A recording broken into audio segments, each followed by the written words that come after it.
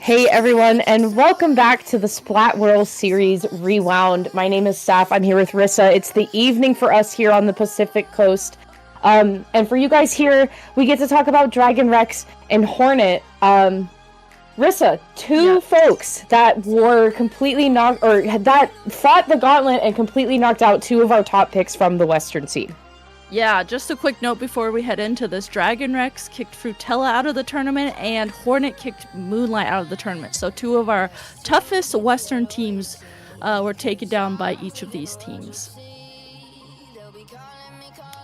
Yeah, and for the opening bout for these two, we're looking at Splat zones on Sturgeon Shipyard. So let's get into it. Let's discuss. Let's analyze. Let's talk about it. Let's take a closer look this evening from the Pacific Coast, from Rissa and I. Yes, so going right into it, remember we mentioned Splat zones on Sturgeon Shipyard. Immediately here, we're going to take a look at these weapons. Sapph, how you feeling about these weapons? I love that Keynote is using the paintbrush. I feel like, especially in this tournament, paintbrush was such a commonly used tool and item, especially on the Japan side of the bracket. I like what Momo Dragon's doing here on the top side of the spinner with this pencil too. I mean, really good spot for any sort of backline to try to take. And I mean, obviously with Momo taking a really good stance up there, that's a really solid opening coming from DragonReX. Yeah, definitely. I like that DragonReX immediately started taking aggressive positions, started pushing up, but with Stamper coming out right now from B, looks like they are going to hopefully try and get the zone for their teammates. Cooler's out as well. They do get the zone. So the zone now flipping. This look is kind of, even though, one team has the lead, DragonReX, in this moment, it's looking kind of even right now as this game initially starts. Yeah, it seems like the folks on the side of Hornet that are feeling a little bit more brave, if one might say, as we see one of them getting kind of pincered by two folks on DragonReX, causing them to actually eliminate their penalty. And look at Coach Jai at the top there. I couldn't really see the name for a second. Going into the crab take too. That was a phenomenal spot to get set up for that. And still though, with two members of DragonReX going down, where is Hornet in all of this, Rissa? Yeah, good question. DragonReX is still in control of the zone. Hornet is trying to do everything they possibly can to get to the zone. It's kind of that lockout situation for Sturgeon zones in particular. Oh, so the slosher here on the side of Hornet. Sharking is going to get a pick and hopefully rush into the zone to try and at least stall this. That way they can stall the zone for their teammates to come in. They do use the strike as well. Really great uses of the strike. And even though that's a complete wipeout onto Hornet, they still have points on the board. They gave those penalty points over to DragonReX. Now they just have to get out of this, awkward pushed out position that they're in. Yeah, and how are you supposed to do that when Kino Channel is right in your pit area, just sharking and waiting for you to drop down? I mean, talk about like classic Apex Predator from the side of DragonReX here. But unless you're B and you can pull out a stamp of your own to try to maybe carve a pathway. Unfortunately not finding success. The tri-strikes as well are causing the zone to come out of possession here, but I don't think it's really going to hold for long. As you can see, Kuro trying to get a little bit closer. The bubble's really going to assist with that too. It's going to open up the pathway for B. That's Hornet getting back on the board here. Yeah, Hornet, they really haven't been able to kind of chain their specials in the way they would like to. They do get them ready one by one and use them one by one, but they're not necessarily utilizing them together, and they end up going down when they do kind of get in the position to finally use them. But slowly, by moment by moment, frame by frame, they are making sure that they are trying to do everything they can to get the zone, even though they are having these little moments where they're messing up. Yeah, and I think too, having the pencil player on the side of Hornet has also been super beneficial. They've been kind of pushing up with their team as they see fit here, down to the 50-point mark with a pretty lengthy penalty. However, that's DragonReX now on the front side of things, trying to eliminate that penalty. Kino Channel once again at the forefront of everything, trying to cause some sort of disruption to the folks of Hornet coming out of the zone here. The Inklings definitely are going to help with that. Look at Noroshio coming out too to try to help out and assist with the fight here. plenty of time, too, to eliminate that penalty, but not long enough before Hornet comes back in and re-instigates. Really great from Hornet there. They recognized that with the brush and Mauricio jumping in on their top area, they recognized to just go around that, and it worked out great. They ignored those weapons on the side of DragonReX that were acting a nuisance. They went around, they capped the zone, and they just focused on that. It's splat zones. That's exactly what you want to do. Just make sure that you are in control of the zone. Right, and look at the folks on DragonReX here. You could see Nora was trying to take a fight from maybe a little bit too far of a distance there, not really finding too much success. Another bubble, though, coming out from Hornet on the center zone here. Look at B trying to push up and initiate the fight a little bit early. You can tell that Nora was kind of caught off guard there with how close B was trying to push up, and you can see the pencil, too, on DragonReX looking to try and maybe carve out another pathway for their front lines to get in there and cause some sort of havoc. But once again, as I like to talk with Nine about this, look at that sprinkler. That sprinkler right there is player number 5 that is going to be providing so much ink for Hornet, but not quite enough as we enter the final seconds of the game, Rissa. Yeah, right, as we head into the final seconds, there's that sprinkler right there in the middle of the zone, acting as that 5th player, as you mentioned. And actually, this is pretty interesting because DragonReX did have all of their specials ready. They set themselves up really nicely to push in and get the zone, but Hornet has just been consistently guarding it, even though they have had members go down. So we are in overtime for so long right now, as it is this battle back and forth. DragonReX cannot get to the zone. Yeah, they keep re-instigating the penalty over and over again. You can see the overtime meter just immediately jump back up as soon as Hornet is able to retake the zone here. But with 2 members down, make it 3. That is going to cause that tape to fly across the screen there. That is DragonReX leading the charge here with game number 1. Wow, that was really... I feel like I typically don't see that a lot in Western play, where even though Hornet kept having members go down, they were holding on to the zone for so long, even though they were either 2 members down, 1 member down. They just consistently were holding that for so long in overtime. Yeah, I feel like this is your classic situation of a slow burn, right? Because it's Hornet consistently was just picking at it and picking at it and picking at it and picking at it. And DragonReX is kind of when is this timer gonna end? When are we gonna move on from this? Because I thought it was over, and then it's just not over yet. Yeah, right. So moving forward into the counter pick, you have Hornet on the counter picking side of things. Barnacle and Dime coming up next on splat zones for these 2 teams. I guess knowing what we know, Rissa, and obviously for the folks watching out there too, Rissa and I don't know. Obviously we know the outcome. We know the outcome of the tournament, but we don't know really the outcome of we don't know the bulk of what's happening in these games, right? So these are actually genuine reactions that we're both having and talking about. So it's kind of fun to get to be a part of that. And I was actually going to ask, are we going to suspect any sort of changes? I would imagine not, because it's I feel especially with the Japan scene, if we find something that is comfortable and that works, and we are with the right people to make that thing work, then why would we shift away from it, you know? Yeah, that's exactly what I was going to say. Typically in JP teams, they really kind of just stick with the same thing that's been working for them. I've only really seen them really switch weapons if it's they need to do something insanely drastic, just switch their gameplay. But as we're seeing here with the weapons that we see on the screen, it's looking like no major weapon switch-ups, I believe. I think DragonReX maybe has a dualies now. They didn't have that the last round, did they? They did, because they had the crab tank. Phenomenal crab tank setups as well. And actually getting to switch to it. Look at Taji getting to set up on the crab tank on the wall there, and actually really aiding and assisting DragonReX in this moment, especially getting a pick on Kuro there. And Momo also in a phenomenal position. Yeah, I really like Momo there, the way that they're pushing up, trying to poke around their teammates as their teammates are trying to make things happen. The zone here switching over to Hornet, but with Momo backing up, I'm sure they were able to get jump-ins right away. DragonReX is going to be right back in the action as we're seeing Mauricio do exactly that. Yeah, and I like Noro having a kind of a little bit hidden jump spot kind of in the corner there, but obviously not enough for Raibuten to come in and close the deal on things. So no penalty standing in the way right now for Hornet. As of right now. However, 2 members, and actually a delayed 3 members going down. That's going to be DragonReX coming back in from the rear.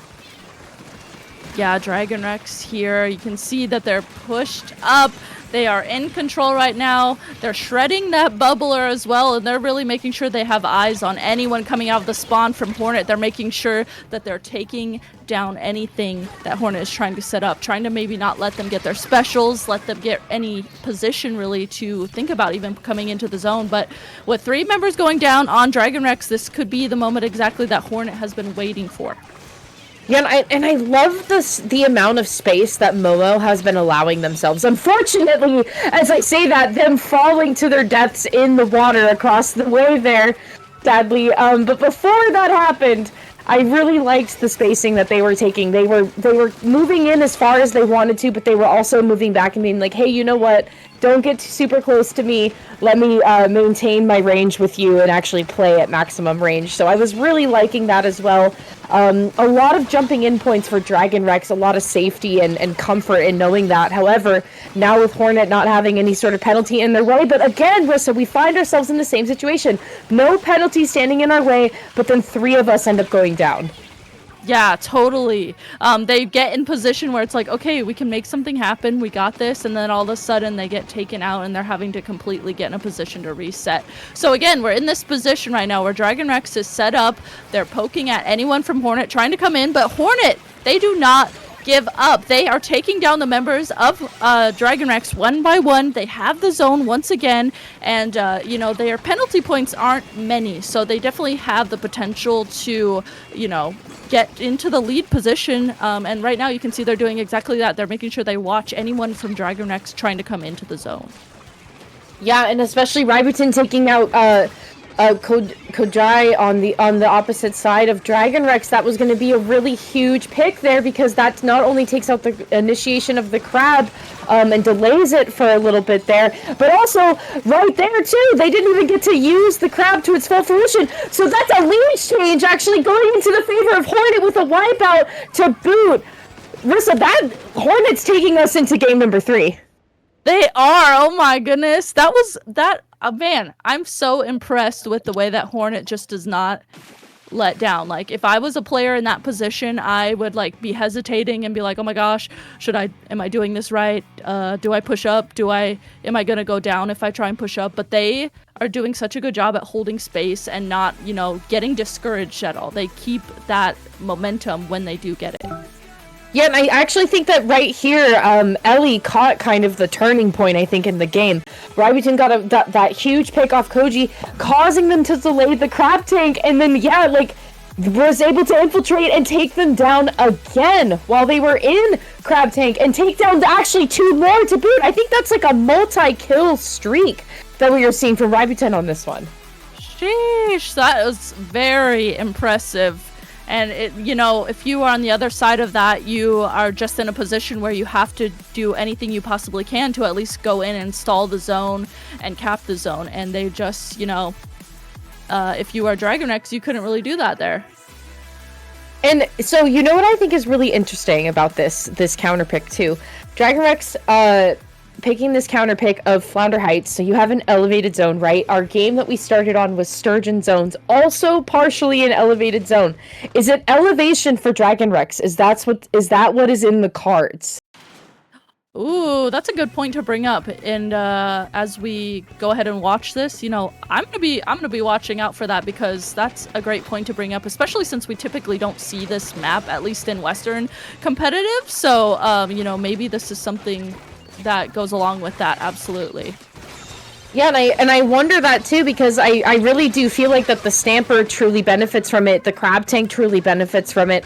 Honestly, if you're able to get up high enough, you can make Killer Whale benefit from that as well, because that's top-down economics, baby. But still, I guess in this scenario, Hornet is looking pretty comfortable here. It's not really much of a lead per se. However, unless your Kino channel coming through here, oh my goodness, that was really, really scary for Kuro for that moment there, and actually getting the assist as well. That's really going to help out for Hornet. Yeah, this is kind of, you know, it's I feel like typically these games have started a little bit, you know, back and forth, and right now, as that is a complete wipe onto DragonReX, they are having to regroup and be the team now that is coming in. This is actually a big switch up. It seems like Hornet maybe is getting momentum from that last game, because typically I feel like it's DragonReX who is starting out strong and being the team that's initially holding the zone. Yeah, I 100% agree, but also I feel like maybe, like, is DragonReX feeling a little rattled? I wonder, Rissa, because, like, I mean, kind of in that last play that we saw there, you could see that Noroshi was trying to climb the wall a little bit there to try to climb up, but it just, like, wasn't enough, and Kuro was kind of like, hey, like, I'm right here, I can see you. Like, what, like, you know what I mean? It was just kind of like, it didn't, and I don't want to say, like, lazy is not the right term, because that is not correct. I just feel like maybe it's, like, feeling discouraged, potentially. Yeah, definitely. They're like, you know, you're trying to really, you know, play the game, literally, and then you just kind of probably having a hard time. Like you said, you're just kind of, everything stirred up. You're trying to think about what you need to do here, especially since Hornet initially is being the team that's dominating this. It's really kind of messing up probably their gameplay. Yeah, it seems like DragonRex's flow is kind of getting disrupted quite a bit here from Hornet, because I was talking about Momo so much, and I love that their positioning and how much pain output they were putting out, but, like, from what we're seeing from Hornet right now, it's a completely different story, because even with 2 members down, they're still maintaining the zone. Yes, absolutely. And especially, too, if this is your counter pick and the other team is dominating on it like this, that can definitely mess with, you know, the momentum that you're trying to have as well.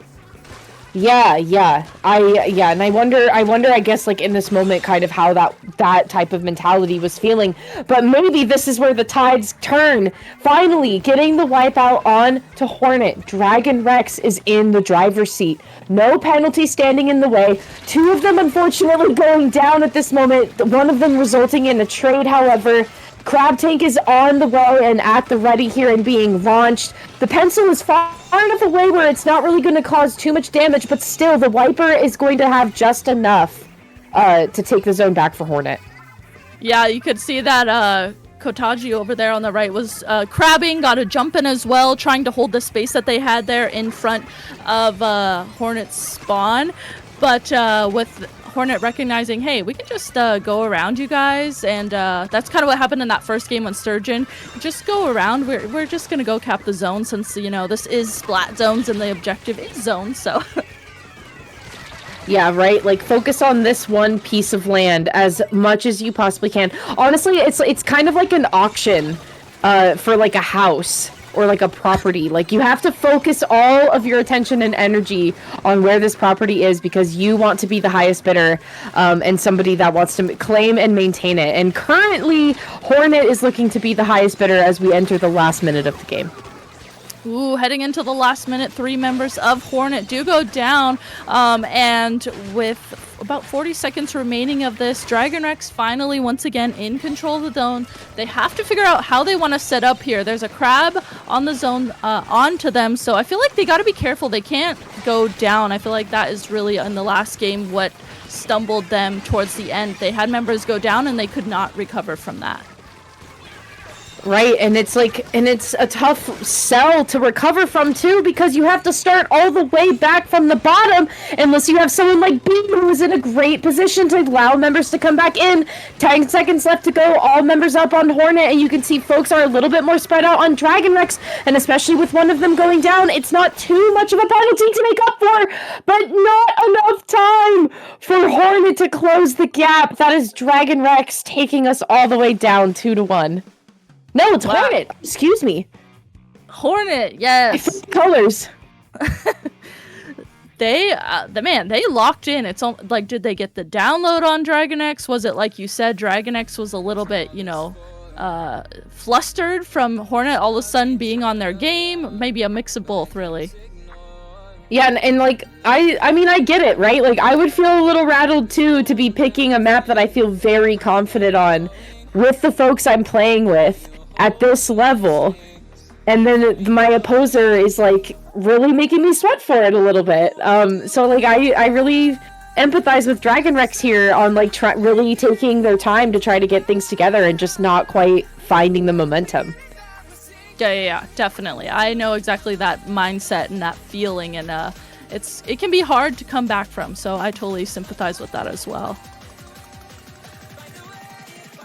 All right, well, I think that's gonna be it from us. So watching this set, since Hornet has won this, they did kick DragonReX out of the tournament since this was a loser's bracket game. So continuing on through the bracket here that we can see on the screen is Hornet continuing on through the loser side of the bracket. Yeah, and they make it all the way to quarters and actually on to semifinals, ultimately falling down to Samurai Cat. And that's actually something that you might get to see later. Maybe, I don't know. Well, eyebrows looking. Eyes emoji. Eyes emoji.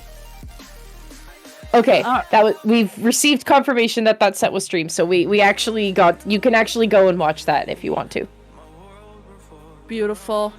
Well, I think that's going to be it from myself and Sapph here. Thank you so much for tuning into this set, DragonReX versus Hornet, and I believe that's it. Sapph, you have anything else to say? Nope. We appreciate you. Peace, love, Splatoon.